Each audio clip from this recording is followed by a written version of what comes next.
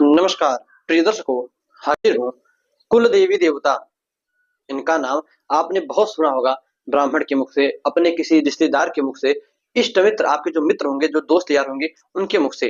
जब आपके ऊपर परेशानी आई होगी या किसी प्रकार की विपत्ति होगी, अथवा आपने किसी से अपने इन देवी देवता के विषय में जाना होगा, तभी आज आप इस वीडियो पर आए हो।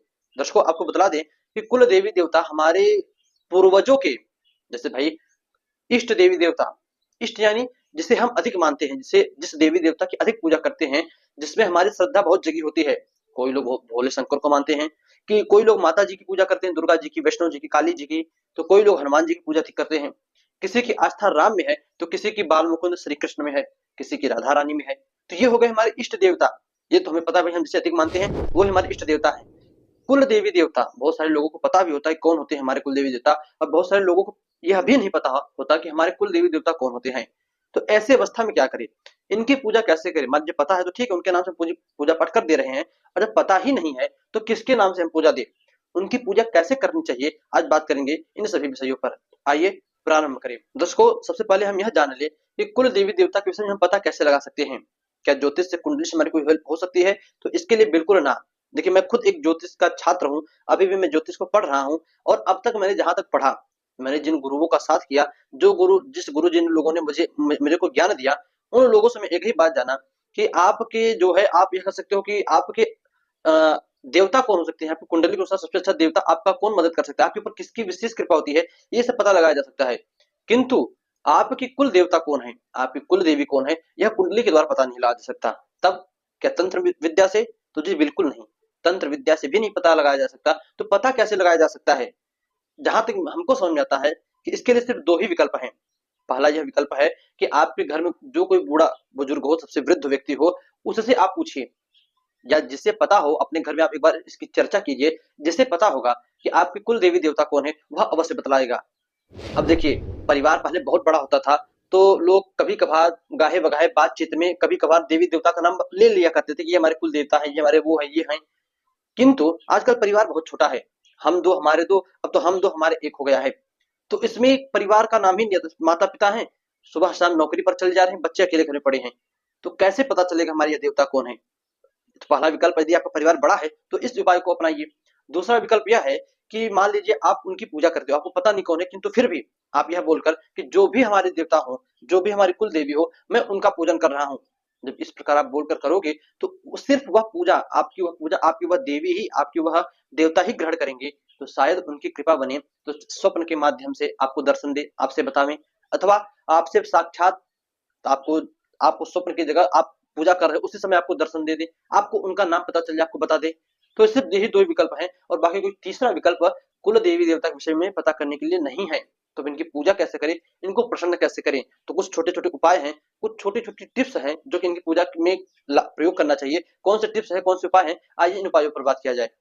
दर्शकों, सबसे पहले यदि आपको पता है कि आपके कुल देवी देवता कौन है, तो उनकी जहां पर मूर्ति हो, देखिए भाई, जैसे किसी लोगों की कुल देवी देवता शारदा माँ, मैहर के शारदा माँ होती है, वो लोग उनका पूजन करते हैं। किसी के कुल देवी देवता हर्षु ब्रह्म बाबा, तो किसी के कुल देवी देवता हिंगलाज माता, जो पाकिस्तान में है, हिंगलाज माता।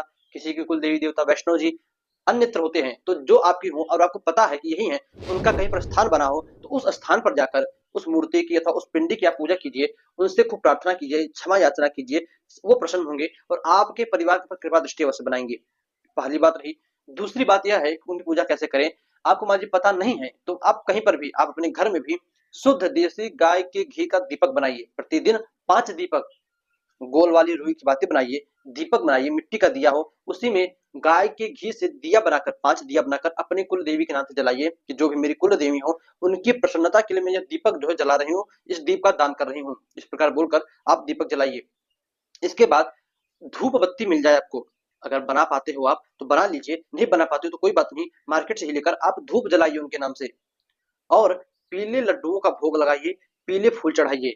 बस 4 चीज, गाय के घी का दीपक, धूप बत्ती, पीले लड्डू और पीले फूल, यह चारों चीज आप अपनी कुल देवी अथवा कुल देवता के नाम से चढ़ा दीजिए। आपको वह दर्शन अथवा अपनी कृपा धीरे धीरे अवश्य बनाएंगे। तो इतना करने के बाद अब मान लीजिए आपको उनसे साक्षात्कार करना, ये तो रही आम पूजा, मैंने जो बतलाया, धूप दीप नैवेद्य फूल, ये आम पूजा है, इसे आप करो, कोई दिक्कत नहीं। देवता की कृपा धीरे धीरे 1-2 साल में अवश्य होगी। किंतु देखिए, किसी भी समय के लिए प्रतीक्षा, किसी भी समय के लिए प्रतीक्षा बहुत जरूरी है करनी।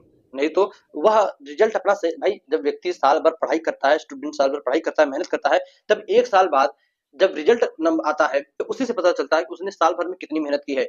उसी प्रकार धीरे धीरे आप पूजन करते रहिए, समय अवश्य लगेगा किंतु देवी या देवता कृपा बनेगी। दर्शकों, ये तो रहा सबसे आपका जी आसान उपाय।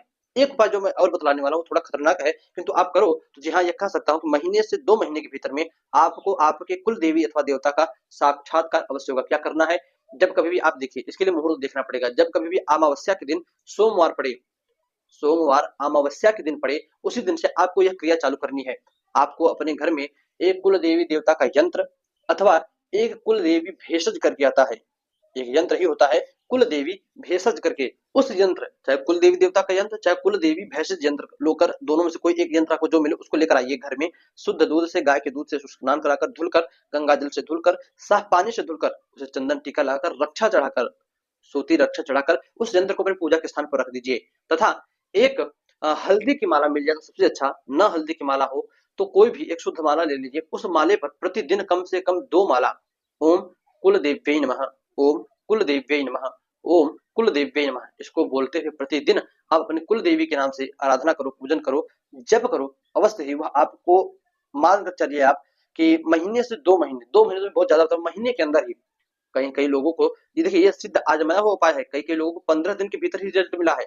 उन्हें के कुल देवी देवता उन्हें स्वप्न के माध्यम से, तो किसी को साक्षात रूप से पूजन करते वक्त ही एक अनुभव दिया। एक आप कह सकते हो कि एक हल्का सा अपना परछाई दिखलाकर उन्हें अपना ज्ञान कराया, उन्हें अपना भान कराया कि मैं ये हूँ, मेरा ये स्वरूप, मेरा ये नाम है। यदि आप कर पाओ तो ठीक, इस उपाय को करो। अगर नहीं कर पाते तो कोई जरूरत नहीं है, सिर्फ आप गाय का घी, जो है धूप, 2 मीठा लड्डू जो है और 2 पीले फूल चढ़कर भी उनकी पूजा करो, उससे भी अवश्य प्रसन्न होंगी और आपको किसी न किसी प्रकार से, चाहे स्वप्न के माध्यम से, चाहे आप कह सकते हो साक्षात्कार रूप से, आपको अपना अनुभव अवश्य कराएंगी। तो दर्शकों, बस आज इतना ही, इजाजत दीजिएगा हमें, पुनः आपसे मुलाकात होगी।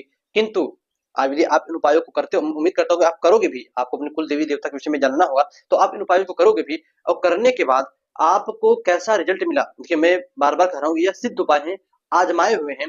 कम से कम जहां तक अब तक मैंने सिर्फ 10 से 15 जहां तक मेरा माने 15 लोगों को मैंने इन उपायों को करवाया है और उन्हें अपने कुल देवता के विषय में, कुल देवी के विषय में पता चला है।